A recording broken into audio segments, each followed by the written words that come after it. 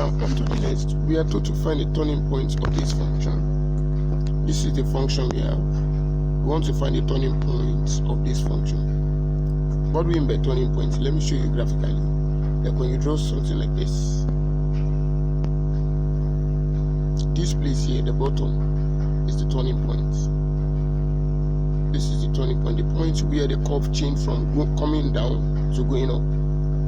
If the curve was coming down before, then it later goes up. We see it as a minimum point. I get what I'm saying? Because this is the least point it can get to here. Okay, take a look at this now. This point is, let's say this is -5, -4, -3, then you have 0. 0 at this point here, this is 0. Then you have 1, 2, 3, 4. This one will continually go up here, and this one will continually go up here. So when you look at it well, the least point it can get to is that point. I pointed at. Now, and let me erase this. What if the curve is not of that format? What will it have? Of course, it is still the turning point, but the turning point is not always a minimum point, and it's not always a maximum point. What if the curve is like this? You have something like this. Remember my diagram? This is a maximum point, because every point you keep going down, down, down, down, down, down, and the more you go down, the least you become, the less you are going, the less you are going. So the maximum point you can get to this particular point around here, this point around here, this point around here, yes, this point around here. So that is that, and those 2 points are referred to as what? The turning point. It cannot be local, it cannot be minimum or maximum. So this is the function they want us to find. Now something about it is that, let me explain something really quick around here. Around this point, the function what? The function is decreasing because it is going down. When it gets to this point, it is increasing because it's going up. Now at the turning point, the function is neither increasing nor decreasing. So if you want to know much about that, we take the derivative. At the point where the function is decreasing, the derivative is going to be negative, the first order derivative. At the point where it's increasing, the first order derivative is going to be positive. Well, at the point where it is neither increasing nor decreasing, the first order derivative is going to be 0. So that is what we used to do. You just say, okay, once you have a function, you want to get the turning point first. Get the first order derivative, set it equal to 0. Why? Because the function is neither increasing nor decreasing there. So that was what we did here. We took the first order derivative. And the first order derivative, of course, you know how to do simple, what do you call it? Nominal root differentiation. So we get 6x squared, 3 times 2, 6. 3 minus 1, 2. That's why we get 6x squared here. 2 times 3 is 6. 2 minus 1, x. Raised by 1, that's s. And of course, the differentiation of 12x is going to be 12. So that's how we get that. Now, the next thing is that we know, but we need to get the values of those turning points. You cannot just say, okay, the turning point is a function. No, it must be values. And let me tell you this, since the equation they gave us is polynomial of degree 3, definitely it's going to have 2 turning points. One minimum, one maximum. But definitely it's going to have 2 turning points. Are we together here now? Okay, so we now say the first thing we want to do is that we want to factorize this function to know where those 2 points will be. And we get what I'm saying? That is it. And actually, there is a 6 common to what is 6, 6, 6. Yes, there's a common factor of 6, so we factorize 6. And that's how we get x squared plus x minus 2. So factorizing what we have, factorizing, do many, factorizing x squared plus x squared plus s minus x, x squared plus x minus x equals 0. Now what do you need to do? Write all the factors of, you take the product of the first and the last, and that will give us what? Minus 2x squared. All the factors of minus 2, that's minus 1 times 2 and minus 2 times 1. Which one will you add to get the positive number? Obviously it's the minus 1 plus 2. So you write it as x squared minus 1s is the same as minus s plus 2s minus 2 equals 0. Then bring this together and bring this together. What's common to this first bracket? X into bracket x minus 1. And the other one plus 2 into bracket x minus 1. And then you get 0. So what do we have? These two, they must be the same thing because we want to pick one. That will be x minus 1. And join the other one, x plus 2 equals 0. So our 2 points is what? 1 and minus 2. How do I get 1 and minus 2? Of course, let me 1 and minus 2. How do I get that? When you say this one equal to 0, you get 1. Say this one equal to 0, you get minus 2. So that's how I got my 1 and minus 2. So our turning point At the beginning, said we should just find. Now, the question is just find the turning point. That's our answer. The turning points are point 1 and minus 2. Are we together? Now, but then we want to do something more. So what is the something more I said we want to do? We want to tell if the turning point we get, I told you the turning points are the points x equals to 1 and they are point 1 and minus 2. Point 1 and minus 2. We have x equals to 1 and x equals minus 2. Those are the turning points. And we want to consider if they are actually minimum point or maximum point. How do you know? Now you take the second order derivative of the function we have. That's the first function they give us, 2x raised by 3 and all that. So you take the second order derivative of that. Now once you've gotten the second order derivative, the points you get when you differentiated and factorized the first order derivative. When you differentiated first time and you factorize what you got, the point you get, you are going to be putting it in the second order derivative. Where, listen to what I will say here. Now, if I've substituted those points, if you get anything greater than 0, that will be a minimum point. If you get anything less than 0, that will be a maximum point. And if you get anything equal to 0, that's an inflection point. I repeat, like what we did here. Yeah, what do we get here? We get something greater than 0, and we call it what? That's a minimum point.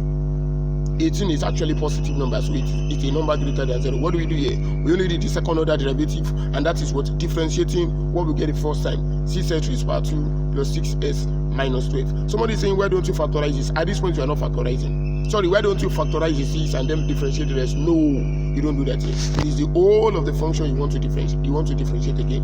So you don't factorize, please. We factorized it because we wanted to get something. We wanted to get the value of x. And if it's really there, we are still going to divide at the end of the day. So I still don't say, somebody will be thinking, what if I don't factorize? Will I still get the same thing? Yes. Because we get multiples of what we have, multiples of minus 2, multiples of 1. And at the end of the day, and there will be something outside to divide it, so that you still get a 1 and a minus 2.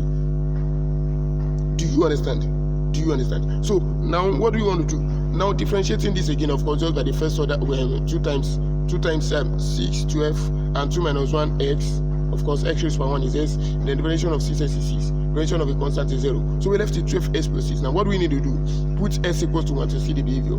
If s equals to, I put 1 here. What do I get? 12 times 1, 12 plus 6, 18. That's a positive number. So 0.1, comma, minus 7. Somebody is saying, how do we get minus 7? Just put the 1 into the function back. Not this first order derivative, the function they give us fresh, that 2x raised by 3 and all that.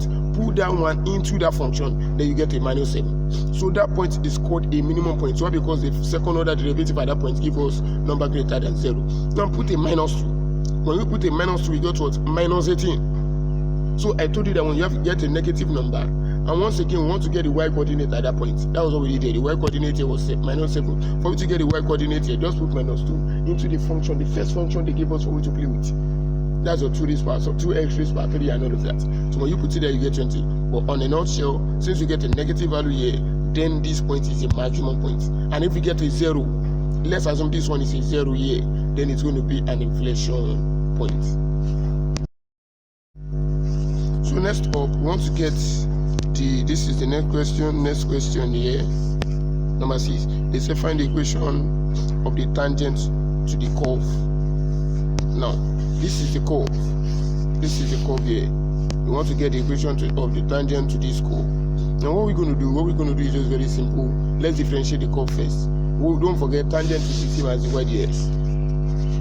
Of course, we don't forget that. So all we need to do is just to differentiate, put the point where they will give us a point. Of course, substitute the value at that point.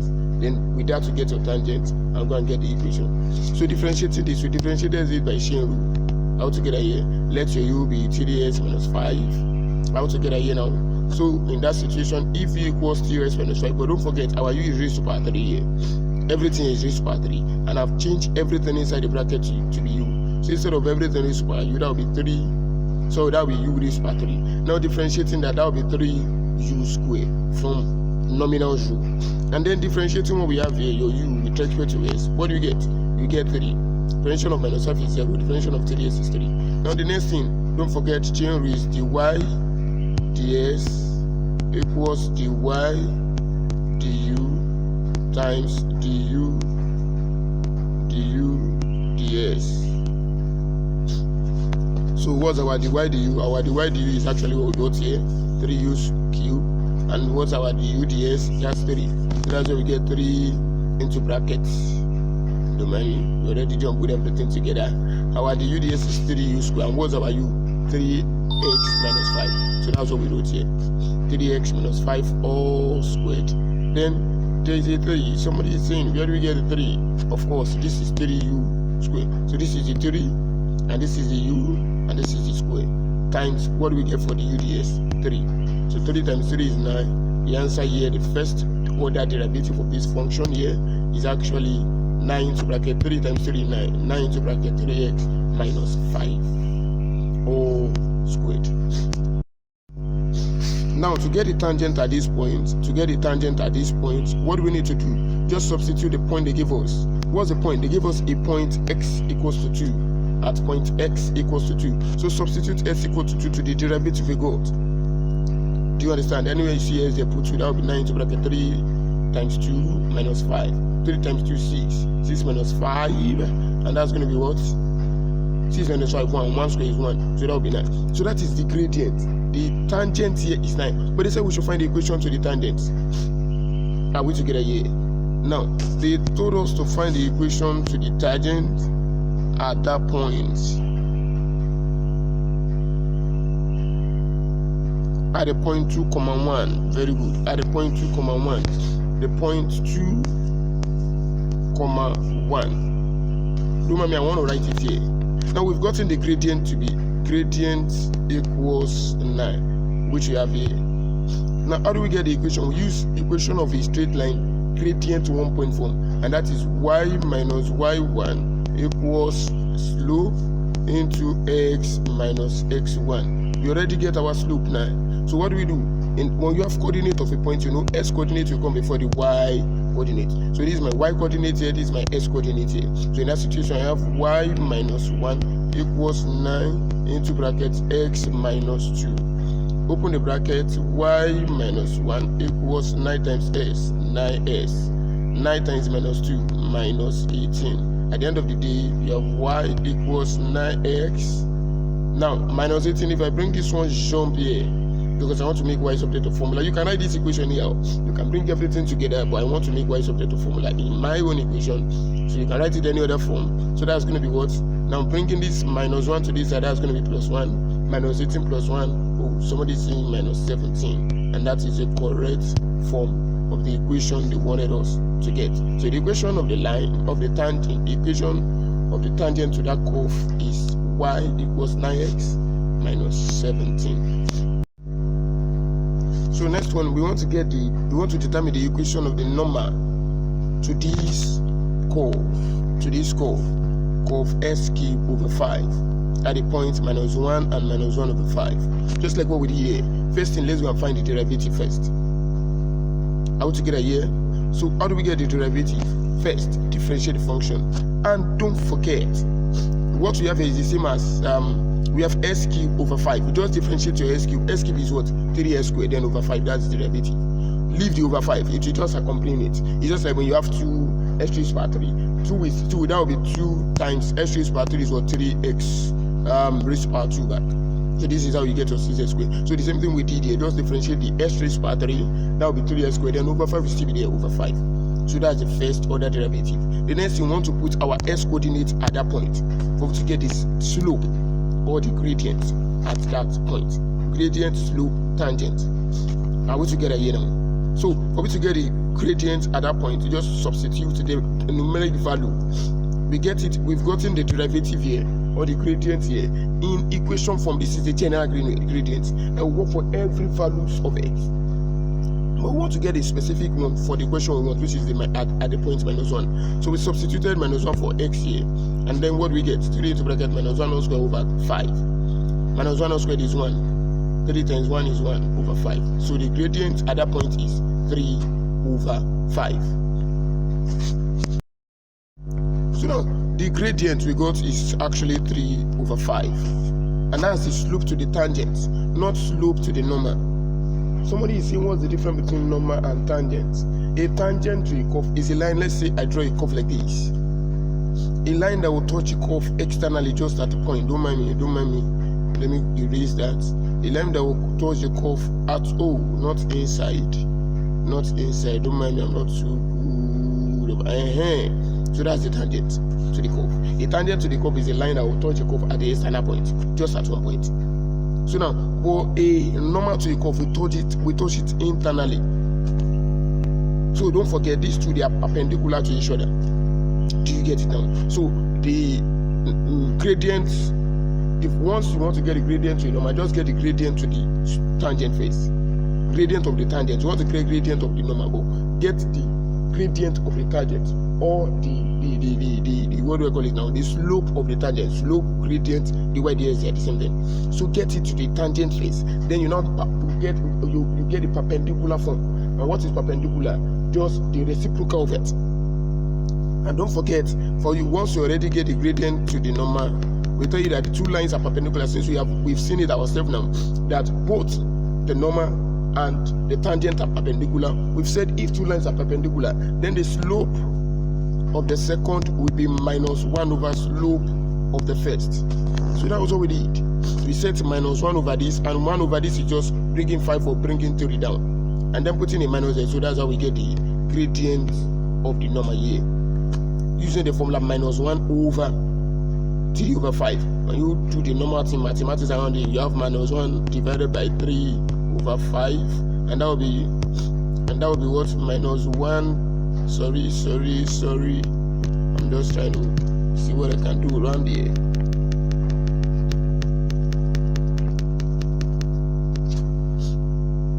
Minus 1 divided by 3 over 5. That will be equal to minus 1 times 5 over 3. To change division to multiplication, that's very good. That's how we get the minus 5 over 3 right there. Now, since we've gotten the gradient, we want to get to the minus 5 over 3, and we have a point already in x. We call the point of tangency, because that is the point they give us, and that is the point where we get the tangent. So the point of tangency they give us, or the point in x, is the point in the curve. It's actually minus 1, minus 5, and that is the point they want us. They want us to find the equation of the normal at that point. So what do we need to do? Just like the formula we used for the previous one we did, we're using the same formula here to be able to get what we want to get, using the same formula, equation of a gradient, gradient 1.4 form, and that will be y minus y1 m into bracket x minus x1. And with that, we already know what our m is, we already know what our s1 and y1 is. So substitute it. Y1 is the second point here, s1 is the first point here. So that will be y minus, these two guys are having minus, so there will be minus. There's a minus in the formula, and there's another minus here. Do you see that? A minus in the formula, another minus here, a minus in the formula, another minus here. So that's how we get the minus. So minus and minus is plus, so we get to y plus 1 over 5 equals minus 5 over 3 plus 1 over 5. Somebody's saying, am I going to leave it like this? No, you are not going to live like that. Now what do? Let's just simplify it around here ourselves. Let's simplify it. So that's going to be what? Y plus 1 over 5 equals minus 5 over 3 into brackets x plus 1. Now the next thing, this is fraction in the right, fraction in the left. Are we together here? So running the fraction in the left is not really what we should care about, but the fraction in the right is something worth taking note of. So the fraction in the right, just make it over 1, and then doing your LCM thing. LCM here is going to be what? 5. 1 in 5 times y, 5y, and 5 in 5, 1 times 1 equals minus 5 into bracket x plus 1. X plus 1, hey, do you mind me? X plus 1, like that, all over 3. So we can then cross multiply what we have here. So cross multiplying it, what do we have? We have something like 3 times the whole of this. So 3 times that is going to be what? 15y plus 3 equals, now 5 times minus 5, minus 25. Minus 25 times s minus 25x then minus 25 times 1 minus 25. So let me write the final answer at the top. So I can just have it, I want to have it in another form. Also, so my equation is 15y plus 25x. I brought the negative here to the positive side here, and then I will now bring this one here. Let me bring everything here, safe. Plus 25, and this one to come here, that will be plus 3. This one to come here, that will be plus 25. That was plus 28 equals 0. It's an equation, so it must be equal to something. So this is the answer, and this is the equation we are told to find.